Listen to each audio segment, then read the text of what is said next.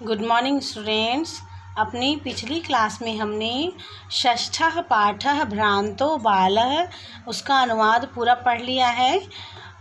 उसकी पूरी कहानी पढ़ ली हमने। अब हम इसके प्रश्नों के उत्तर देखते हैं। तो पहला प्रश्न है आपका, अधोलिखितानां प्रश्नानां उत्तराणि संस्कृत भाषया लिखत, जिसमें कि पहला प्रश्न है, बालः कदा क्रीडितुं निर्जगाम। जो बालक है वह खेलने कब जाता है? तो बालः पाठशाला गमन वेलायाम क्रीडितुं निर्जगाम। बालक जो है वो पाठशाला जाने के समय पे खेलने जाता है।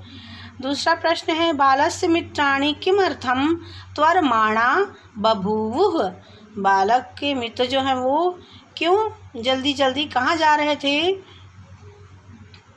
तो उत्तर है, बालस्य मित्राणि पूर्वदिन पाठात् स्मृत्वा विद्यालय गमनाय त्वरमाणा बभूवुः। फिर प्रश्न तीसरा है, मधुकरः बालकस्य आवाहन केन कारणेन न अमन्यत। जो भंवरा है उसने बालक की बात को क्यों अनसुना कर देता है? तो मधुकरः बालकस्य आवाहन न मानयामास यो अगायत वयम ही मधु संग्रह व्यग्रा इति। वह मधु संग्रह कर रही थी इसलिए उसने उसकी बातों को नहीं सुना, बालक की बातों को। फिर चौथा प्रश्न है, बालकः कीदृशं चटकम अपश्यत। बालक ने उस चिड़िया को कैसे देखा? तो बालकः दत्तदृष्टिश्चकमेकं चंचुआ तृणशलाकादि दिक्माददानम पश्यत। उसको चोंच में एक घास का तिनका दबाए हुए देखता है बालक। फिर है पांचवा प्रश्न है, बालकः चटकाय क्रीडनार्थं कीदृशं लोभं दत्तवान। जो बालक है वह चिड़िया को क्या प्रलोभन देता है?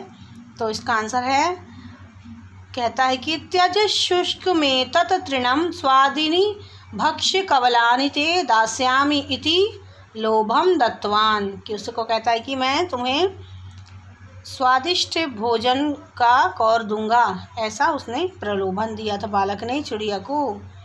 खिन्नः बालकः श्वानं किम अकथयत। तो जो परेशान बालक जो रहता है, दुखी बालक, वह श्वान को क्या कहता है?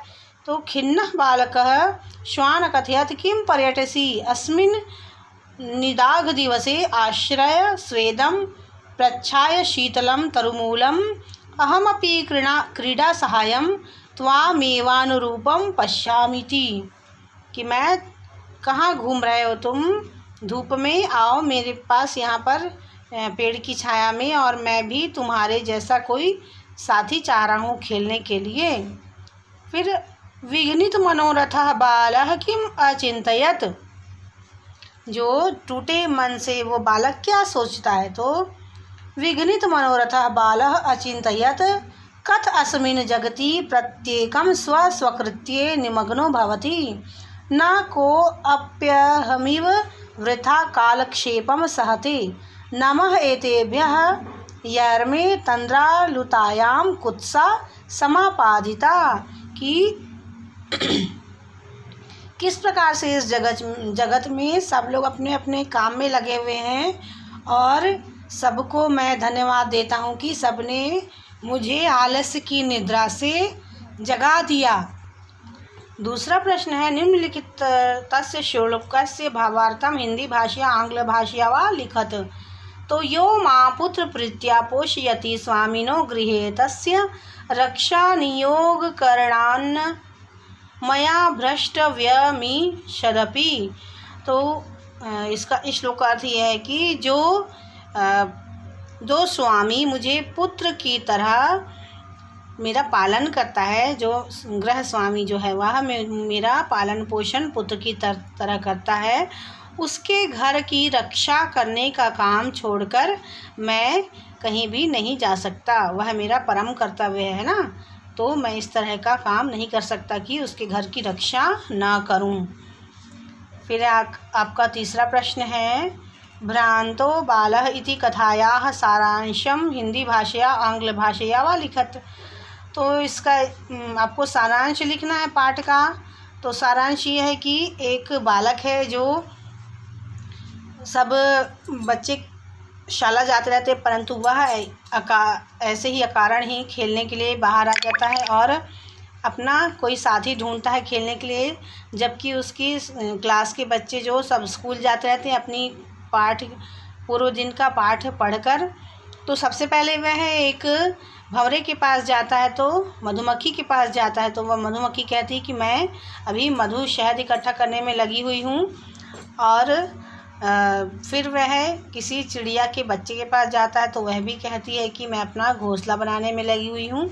और फिर वह एक कुत्ते के पास जाता है, तो कुत्ता कहता है कि मैं अपने मालिक का घर की रक्षा करने में व्यस्त हूँ। इस तरह जब उसे पता चलता है कि सभी लोग अपने अपने काम में व्यस्त हैं, तो मैं ही सिर्फ ऐसी व्यर्थ ही अपना समय व्यतीत कर रहा हूँ, यह जब उसको लगता है कि यह मेरी गलती है, तो मुझे भी वही काम करना चाहिए जो मेरा काम है, तो वह जाकर फिर स्कूल जाता है और फिर बहुत अच्छे से पढ़ाई करता है और एक विद्वान और संपन्न व्यक्ति बनता है फिर आगे चलकर। तो इस कथा से हमको यही शिक्षा मिलती है कि अपना काम जो है हमको अपने पूरे मन से करना चाहिए, है ना। तो आज के लिए इतना ही। इसके आगे के प्रश्नों के उत्तर हम अगले क्लास में देखेंगे, ठीक है।